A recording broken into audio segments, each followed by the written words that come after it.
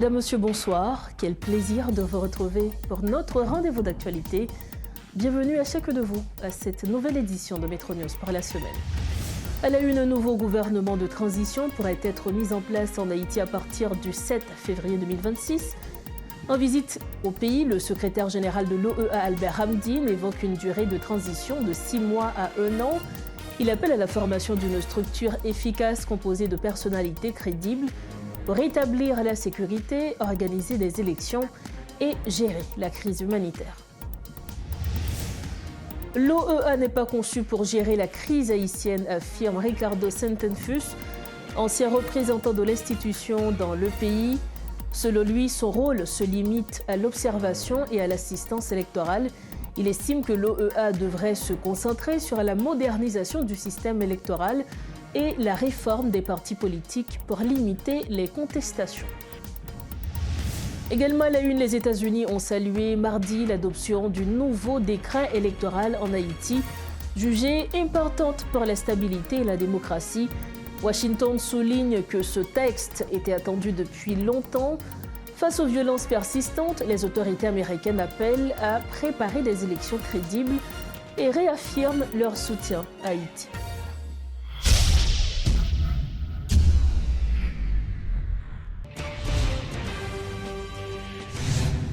Bienvenue au développement des titres. Albert Ramdine, en visite en Haïti, estime que toute transition politique après le 7 février devra être de courte durée, comprise entre 9 et 12 mois. Il appelle à la mise en place d'une structure efficace et composée de personnalités crédibles, chargée de 3 priorités: rétablir la sécurité, organiser des élections et gérer la crise humanitaire. M. Ramdine rappelle que l'OEA n'a pas mandat pour déployer des forces en Haïti et assure ne pas vouloir se substituer aux Nations Unies. Il dit toutefois œuvrer à mobiliser les pays amis d'Haïti afin d'obtenir financement et contingents pour appuyer la force chargée de lutter contre les gangs. Soulignons que le responsable de l'OEA est arrivé mardi en Haïti pour une visite de 2 jours à Port-au-Prince et dans le nord du pays, durant laquelle il doit rencontrer des responsables haïtiens et visiter plusieurs projets. L'Organisation des États américains n'est pas faite pour le rôle qu'on tente de lui faire jouer en Haïti, affirme Ricardo Centenfus. L'ancien représentant de l'OEA dans le pays estime que la gestion de la crise haïtienne dépasse largement les capacités de l'organisation hémisphérique, qui n'est selon lui qu'un espace de négociation. Le domaine de compétence de l'OEA est l'observation et l'assistance électorale, rappelle son ancien représentant en Haïti. M. Ricardo considère que la tâche primordiale de l'organisation dans le pays devrait être de travailler à la modernisation du système électoral pour le rendre moins coûteux, ainsi qu'à la réforme des partis politiques afin de réduire les risques de contestation. L'OEA n'a pas été créée pour cela, n'est-ce pas? La crise haïtienne est multiple, elle a plusieurs aspects. Et l'OEA, c'est une organisation régionale de nature diplomatique. Donc, elle n'a pas d'expérience ni dans les questions sécuritaires, ni les questions de développement, ni les questions humanitaires. Donc, je salue que M. Ramdine s'efforce de faire quelque chose, mais son organisation n'est pas conçue, n'a pas été créée pour cela.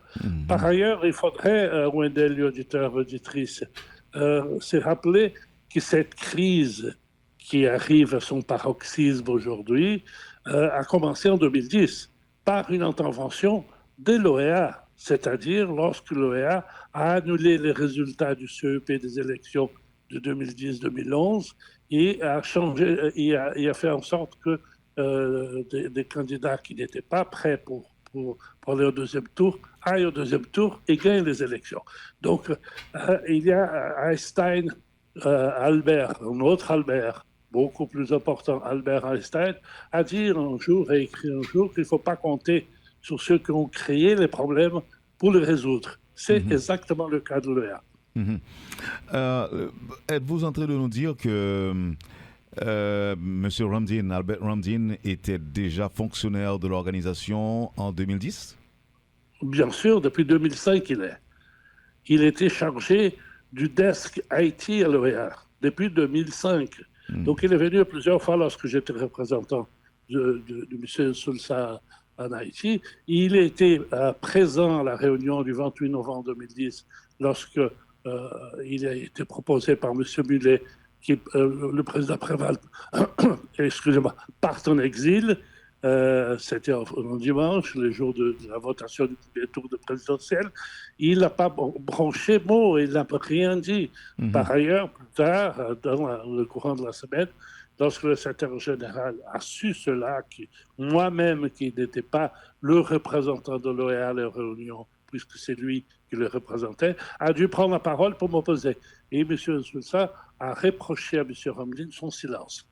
Donc, lorsqu'on acquiesce avec un putsch contre un président dûment et démocratiquement élu comme le président Préval, on peut s'attendre à tout, n'est-ce pas? Comme annoncé en titre, les États-Unis ont salué mardi l'adoption du nouveau décret électoral en Haïti. Le message diffusé sur X a été transmis par le porte-parole adjoint du département d'État. Selon lui, l'approbation du texte constitue une étape importante vers le rétablissement de la sécurité et de la stabilité politique, ainsi que vers le retour du droit pour les Haïtiens de choisir leurs dirigeants. Washington souligne que ce cadre électoral était attendu de longue date dans un pays en pleine crise institutionnelle. Concernant les violences persistantes, M. Pigot appelle les acteurs haïtiens à œuvrer de manière constructive pour créer les conditions nécessaires à la tenue d'élections crédibles et inclusives. Il affirme que les États-Unis resteront engagés aux côtés d'Haïti pour accompagner les prochaines étapes du processus, tout en reconnaissant que les défis sécuritaires et institutionnels demeurent importants. Autre dossier, l'Office national d'identification a mis en garde la population contre messages frauduleux largement diffusés sur les réseaux sociaux, notamment sur WhatsApp sous le titre « Message l'État voyé pour nous ». Dans une note publiée le 2 décembre 2025, l'institution indique que ce contenu n'a aucune valeur administrative et n'émane d'aucune de ses directions. L'ONI qualifie le document qui lui est attribué de non autorisé, non fondé et dépourvu de toute légitimité. La direction générale rappelle que seuls les documents officiels signés, munis du sceau de l'ONI ou diffusés via ces canaux officiels sont considérés comme valables. Elle appelle la population et son personnel à la vigilance et les invite à ne pas relayer d'informations non vérifiées. L'ONI souligne l'importance de s'en tenir aux voies officielles pour toute démarche administrative et encourage les citoyens à signaler tout document suspect à l'administration centrale, estimant essentiel de lutter contre la désinformation pour préserver la confiance envers les institutions publiques.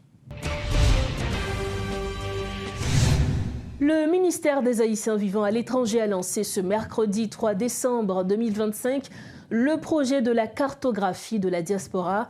Cette initiative vise à collecter des informations sur les Haïtiens vivant dans différents pays du monde, dont les États-Unis, le Brésil, le Canada et la République dominicaine.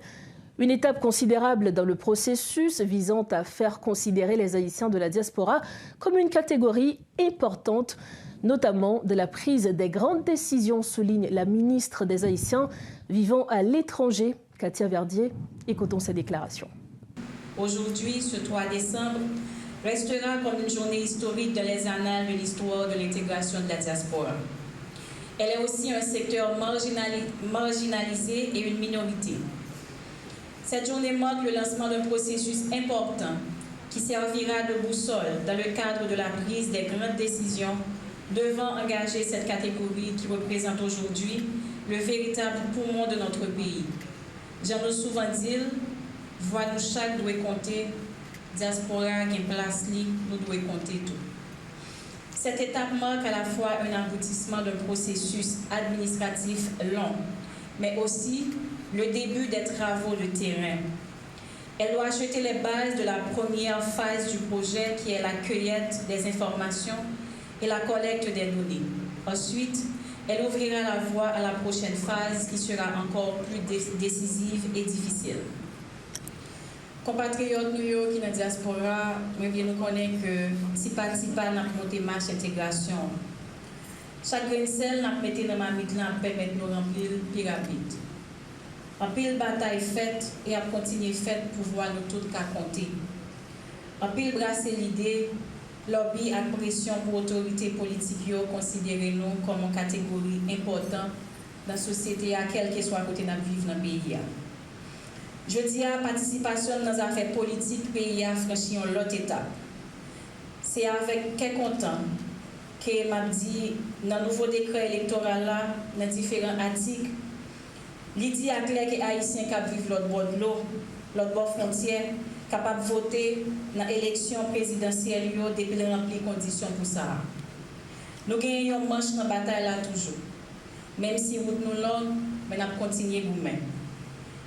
Autre dossier, la mise en application du nouveau code pénal haïtien suscite des inquiétudes au sein de la société civile à raison du non-respect des mesures prévues dans la disposition finale du texte, critique Maître Jude Timogène.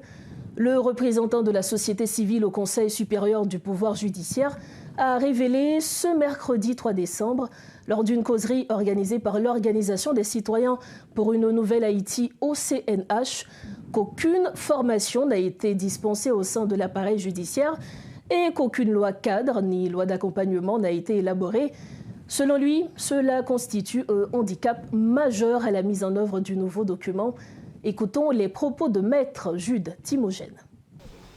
Bon, moi, premièrement, féliciter et me saluer l'initiative qu'il prend pour faire de causerie sous mise en application du nouveau code pénal là. Nous connaissons qui pourra sans doute entrer en vigueur dans au moins que 2 mois.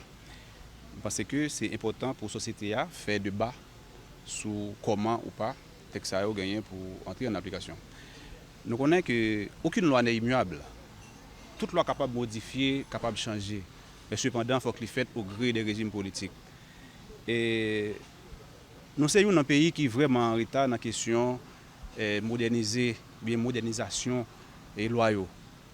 Par exemple, les pays de l'Amérique latine, ça fait presque de 20 ans qu'ils font réforme par eux, ils font réforme pénale. Parce que la réforme pénale, qui ça le fait, il visait justement à réduire l'inégalité. Il visait pour moderniser la société. Et la réforme pénale là, c'est lui-même qui prend la société moderne par rapport avec le climat que nous gagnons aujourd'hui. Donc, mais malheureusement, nous-mêmes en Haïti, nous gagnons des codes qui datent depuis bien longtemps, aujourd'hui, qui méritaient modifier, mais c'est comment modification est faite ou bien comment révision est faite. Moi-même, premièrement, je félicite le travail qui a été fait pour réformer la fête. Parce que aujourd'hui, notre société a évolué. Il faut que la loi réponde avec le climat de la société. Il faut que la loi réponde avec la philosophie de la société aujourd'hui. Et il faut que la loi réponde tout avec la sociologie de la société que nous avons aujourd'hui.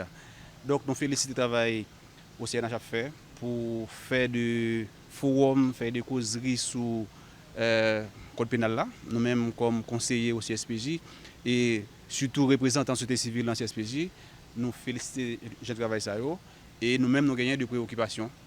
Nous gagnons de préoccupations quant à la mise en application des nouveaux codes pénals parce que pour que le code de la terre entre en vigueur dans le mois de décembre là, notamment, et gagner des exigences même code de la terre pour l'entrer en vigueur.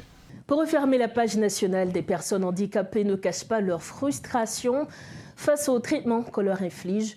Interrogée par Métropole à l'occasion de la Journée internationale des personnes handicapées ce 3 décembre, cette catégorie sociale dénonce l'humiliation qu'elle subit dans les camps de déplacés de la capitale.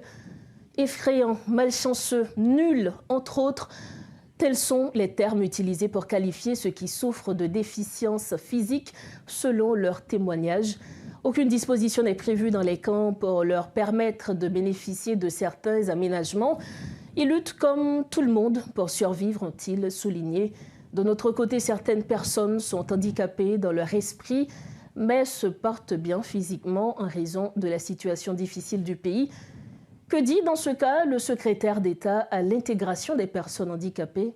Suivez ce dossier spécial signé Claude Désir, Guitry Choisy et Rodolphe Pierluy.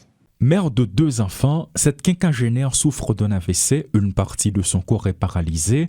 Après avoir construit un appartement à Solino pour préparer sa retraite, elle a tout perdu et doit lutter pour survivre malgré sa déficience physique. M'pa gon bo, m'pa ka travailler encore. m'te fait pour me demain si devait pour me coucher maladie, yo boule m'pa konn ki j'aime faire là. Là gen 3 moun qui dormi là. Et les pour virer pas ka virer ba tête chargé net. Même première fois dans ma vie me joine ça dans vie. Ou fait ti ka ou dehors qui on fait dehors pas konn qui on fait dehors.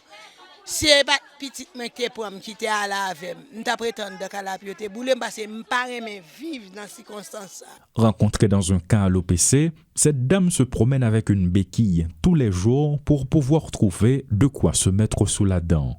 Je vais me dire là, c'est marcher pour moun pour loger pour me donner 50 000 pour mal bailler ti moun yo manger parce que depuis les bandits ont fait quoi pour me sortir mal passe me kon faire commerce bandit fin quoi moi pendant me mal passe depuis là on côté me chita me pas jamais faire commerce encore c'est moun qui longer même pas moi qui fait me mettre mes dans bouche moi. Chassé d'une église à Croix-des-Bouquets dont il était le pasteur titulaire, il s'est réfugié à Delma 30. Sans même avoir eu le temps de bien connaître la zone, il se retrouve actuellement dans un camp et raconte son histoire. Vivre ensemble ici à Zamio, tu m'étais dans 30, tu habité dans 30, et de 30 à Croix-des-Bouquets, l'église de Croix-des-Bouquets, l'église de Christ de Pal 33, c'est moi qui passe titulaire. C'est moi qui passe titulaire, messieurs prend local là. Dehors. Depuis les samedis dehors, vivant ensemble dehors dans Delma 30 et puis l'État prend nous mettre là. Depuis l'État prend nous mettre là, c'est humiliation après. Père de 5 enfants, il a reçu 7 balles lors d'une attaque armée des bandits. Après avoir subi plusieurs opérations, il est désormais paralysé pour le restant de sa vie. Je ne joue chose à roulante, je ne peux pas marcher. Je suis dans le camp, je suis dans l'orphelinat, je suis dans l'autre monde gérer moi. L'État c'est lui-même. Yo te pour maintenant 100 000 gouttes. Puis yo te ba nous chaque monde qui dans camp pour tourner la caille nous. Mois d'octobre là, début mois d'octobre là, yo vinn dans une simulation, yo ba 29 crène moun chèque seulement. Et 150 chèques qui yo te bail pour bail. Dans 6 000 et puis moun yo ba 29 grain chèque. Reste comme là OK pour l'élection. Donc y a kembe nous là, l'état c'est plan ça au gagner pour kembe moun dans camp pour faire élection avec nous même qui dans camp. Il y a ceux qui sont nés avec des handicaps, il y en a d'autres qui deviennent des handicapés à cause de la violence des groupes armés. Peu importe la catégorie, un point commun attire l'attention dans leurs témoignages, c'est le traitement qu'on leur inflige. Citoyens quand eux, je ne vais pas dire tout non, mais il y en a qui vraiment influents de nous-mêmes qui sont handicapés. Raison, ils vont traiter nous, gens pour traiter nous en tant que handicap. Mais manger pour aller manger et en bas de difficulté, vous comprenez? De l'eau pour prendre bien en bas de difficulté, qui veut dire que je suis ensemble comité, non? Je ne vais pas généraliser car, mais tout simplement, il y en a qui vraiment influent de nous-mêmes qui sont handicapés. Je dis à la crise scolaire, moi je suis en chaise à rouler. OK? Je suis supposé rester côté hier, et pour ça pour moi, je suis obligé de déplacer, venir parce que si je ne vais pas venir, je ne vais pas venir.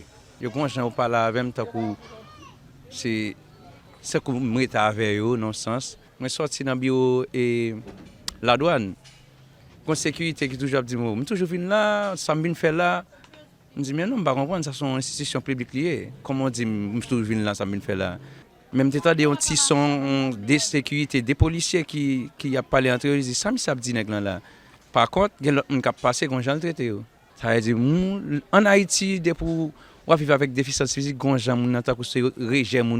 Au-delà des handicaps physiques, il y a une autre couche sociale qui sort du lot, celle qui est handicapée mentalement.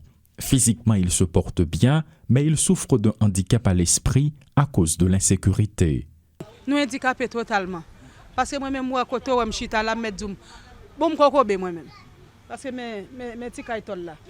Et là, si tu entres là pour vivre, les lapis tombés. Nous coucher là, ravette à mordre nous. Et gomba là les pinaises. Ravette, rat à monter sous là, manger tout plat pio. Actuellement là hier là mes côté me chita là et ça m'a dit là me lever là me quitter téléphone moi là, mal bon petit tourner pas venir. Si me dégain moral, me dégain tête, m'ta songe me travel oublier. La situation des personnes handicapées ne laisse pas indifférent le secrétaire d'État à l'intégration des personnes handicapées, Génard Joseph, n'y va pas par 4 chemins pour déplorer le traitement et tirer la sonnette d'alarme. Je dis à la population, même avec l'État, la société haïtienne, de prendre très au sérieux la situation des gens qui vivent à déficience parce que l'eau a augmenté sérieusement et besoin de venir piquer, donc demander un pile bois. Pour aller avec un espace, côté non seulement pour les gens détendre, mais profiter de vivre handicapé avec l'autre et permettre que tout nous tout appui et psychosocial et tout l'autre appui nécessaire. À l'occasion de la Journée internationale des personnes handicapées, certains d'entre eux interrogés par Métropole continuent de dénoncer la façon dont ils subissent des mauvais traitements, que ce soit dans des institutions publiques ou privées. Les interrogés n'ont pas caché leur frustration. Ils sont également des êtres humains. Ils doivent jouir de leurs droits fondamentaux de la personne humaine, a souligné de nombreux interrogés. Guide que choisit et Rodolphe Pirlouis pour Télémétropole. Dernier rappel à la une de ce mercredi 3 décembre 2025. Un nouveau gouvernement de transition pourrait être mis en place en Haïti à partir du 7 février 2026. En visite dans le pays, le secrétaire général de l'OEA, Albert Hamdine, évoque une durée de transition de 6 mois à 1 an. Il appelle à la formation d'une structure efficace composée de personnalités crédibles pour rétablir la sécurité, organiser des élections et gérer la crise humanitaire. L'OEA n'est pas conçu pour gérer la crise haïtienne, affirme Ricardo Setfemfus, ancien représentant de l'institution dans le pays. Selon lui, son rôle se limite à l'observation et à l'assistance électorale. Il estime que l'OEA devrait se concentrer sur la modernisation du système électoral et la réforme des partis politiques pour limiter les contestations.